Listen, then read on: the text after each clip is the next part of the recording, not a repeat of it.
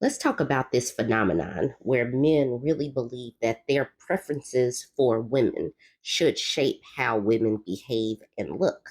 So, this man, Mittens, took exception to this woman's before and after. She had a breast reduction. So, this is her before, this is her after. She was all smiles in her after picture. And the comments were so wild how these dudes, like, literally were pushing back, like, her boobs were not even that big to begin with. And how dare she? And this is not the first time I have seen this. They are just so blatant with it. So let's look at some of these comments. RVC says, crime against humanity, unacceptable. Avery says men don't realize how much more difficult large breasts make your life, back pain, strain on your neck and shoulders, severe slouching, and bad posture. Difficulty finding tops and dresses that fit properly because your breasts are multiple sizes bigger than the rest of your body. Skynet says, I don't think she needed the surgery. They were not big enough to hurt, but hey, she's still cute after surgery. So Skynet really believes that he saw this video and knows her comfort level. That's how entitled these people are. They really believe that their opinion is a fact or reality. That's why this woman, Avery, saying all of these things.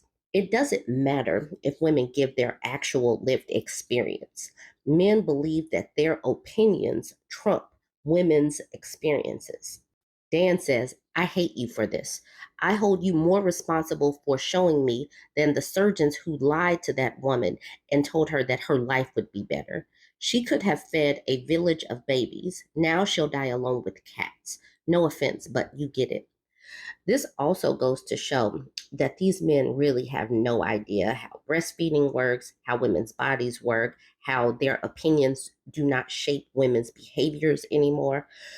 So, just for the people who have never breastfed a baby, having big boobs does not mean that you have a lot of milk in them. You get your milk once you have actually birthed a baby, and even small boobied women can breastfeed because the milk comes as the baby is on your boob, and it is making the milk as you go. It's not simply in your breasts because you have big breasts. People are so weird. And these people, remember, are the most logical leaders. They're the ones making legislations on women's bodies and barely know how women's biology works. Sam says, when you want to turn the difficulty of life from medium to hard, on a serious note, I view it like a genetically muscular man getting his muscles removed. Why would anyone do that? They really believe that women in their dating life, we're simply here to, they really think that we're here to perform for them. And they are not understanding that women are actually living for themselves and their comfort. Lacey423 says, as an OBGYN, I have never once in my 14 years of private practice or the 8 years of training before that who met any single woman who regretted having a breast reduction surgery. I'm sure there are some out there, but I have not met them. They do it because of chronic pain. I'm sorry they're not factoring the emotions of your pain. Exactly. This person at the bottom says, she looks great in both. I'm sure she's happier, and that's what's most important. They really, they really want to continue to talk about looks. He did say, I'm sure she's happier, and that's cool, but they really keep focusing on looks. Culture Warrior says, those were not big enough to hurt her back. She just hates men and the male gaze. And I'm just going to leave that at that because it's too ridiculous to even really acknowledge. Nico says, I think she looked better before, but it's her choice to make, not ours. That's really nice of you to let her have her choices about her body, even though you think that her looks are important.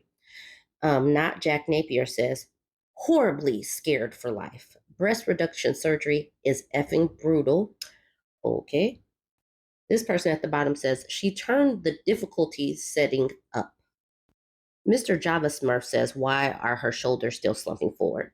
Probably because of years of her shoulders being slumped like that. And it's going to take a while for her to build that back up, build that strength back up to pull her body back up.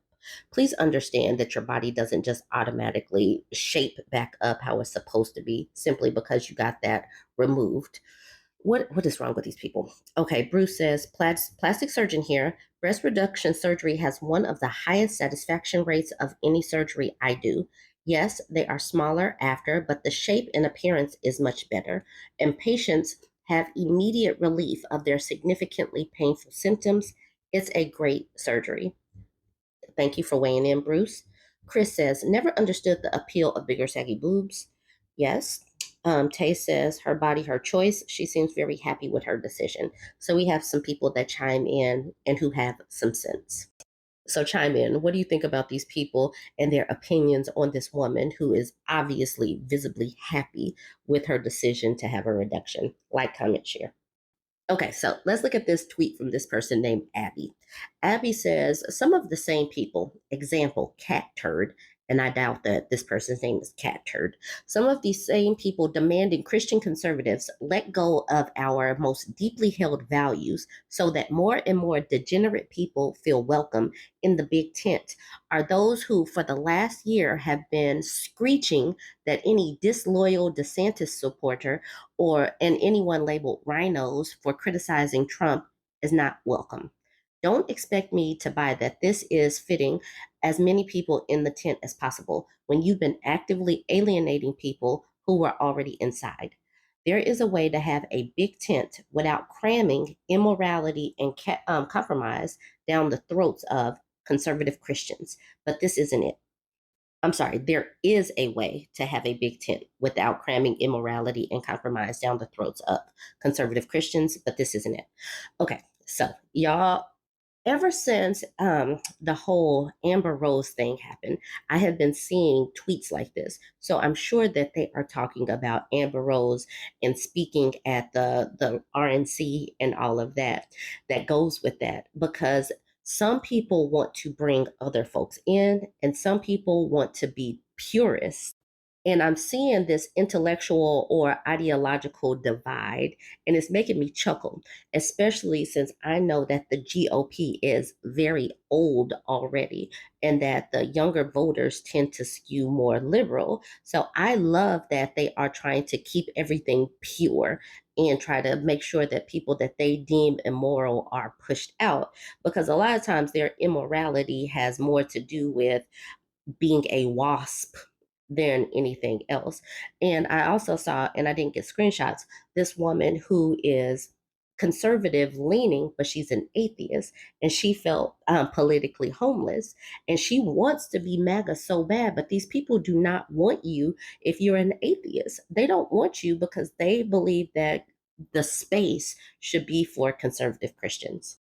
I will say I love that for them.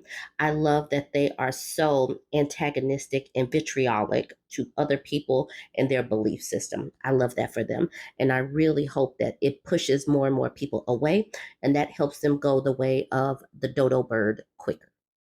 Okay, so this person, Philip, says the mistake that you are making is that to them, those values aren't as important. What is important is loyalty to the tribe and to the leader of the tribe. They are not contradicting themselves, just revealing that they have devolved from the American ideal of principles and systems to tribalism and force. We all have loyalties we hold higher than many of our principles. For them, its loyalty to Trump is greater than Christian conservative values. And that really is true. Loyalty to Trump trumps a lot of things. And I have seen it. And it's like as soon as you have some kind of criticism for Trump, these people pounce. They really believe that Trump can do no wrong. And those yes men make it really, really challenging to hold people like Trump accountable when he is acting out of pocket.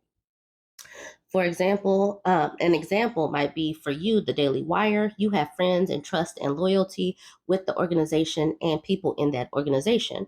You've defended them vehemently and aligned your perspective of the Israel Palestine conflict to mirror the Daily Wire. I 100% agree with your point. I'm just saying we all have loyalties that to those who don't share them appear to contradict our values. To that, Abby says, they are contradicting themselves if they say the goal is to have the biggest tent possible instead of being honest that their values are, as you say, aligned differently from the ones they seek to push out of that tent. And what I like about them pushing people out of the tent, when they push them out, they're so antagonistic about it. They really, really dislike people who actually have a differing opinion about anything to the point where they are insulting and mean spirited. Look at Mike Pence. Mike Pence actually attempted to do his job and uphold the Constitution. And what did that get him? It got him threats, it got him outcasted. He was literally following the law, but these people cannot stand him.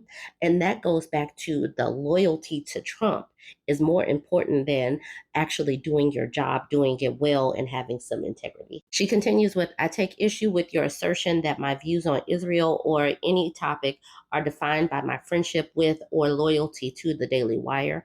My thoughts are my own. My values are my own. I gravitate toward friends who share my values.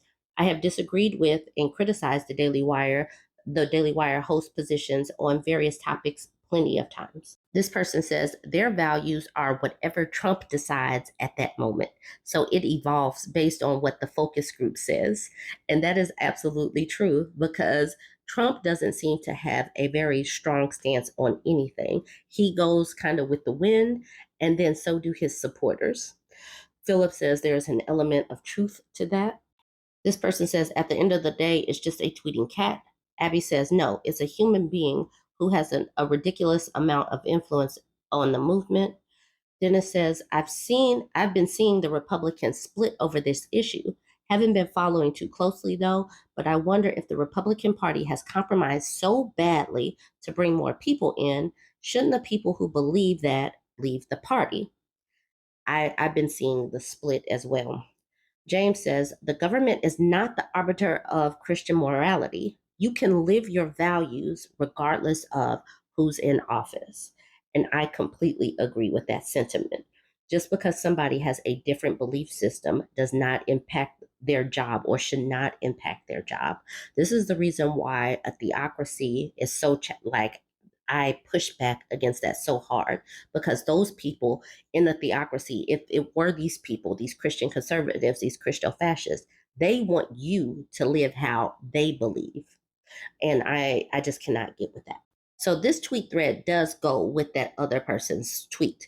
Denise says, I've been told I don't look conservative enough and I don't look Christian enough. If people continue to shun those who are becoming aware of what the Democratic Party has become, we will never win.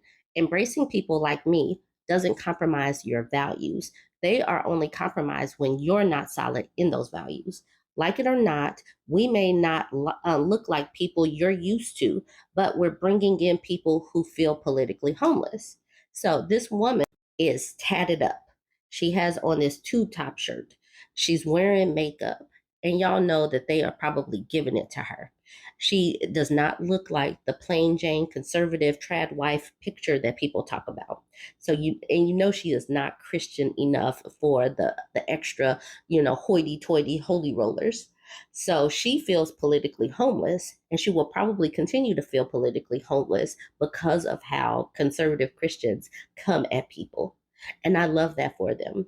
They will keep on pushing people out that want to be with them. It just boggles my mind that these people actually still want to be with them. And then you got Rebecca saying, I was once a woman waking up to the excesses of feminism, but since then I have been treated with utter contempt and sheer hatred from men supposedly on my side and have since left the Republican Party. And of course, the response is, who cares? We don't need you. But actually, you do. You cannot win anything with the platform of white men only for religious extremism. All these happy waking up and walking away stories are going to dry up once all of these newbies meet the overly emotional, Taliban-esque religious types and incels. Not sure if people are just stupid or if they're actually progressives trying to ruin our movement, but either way, they are losing GOP votes and will continue to do so if they are not sufficiently condemned. I'm just watching. I'm watching these people push away folks. It's like, whatever. Y'all want to keep pushing people away because they don't fit the mold exactly.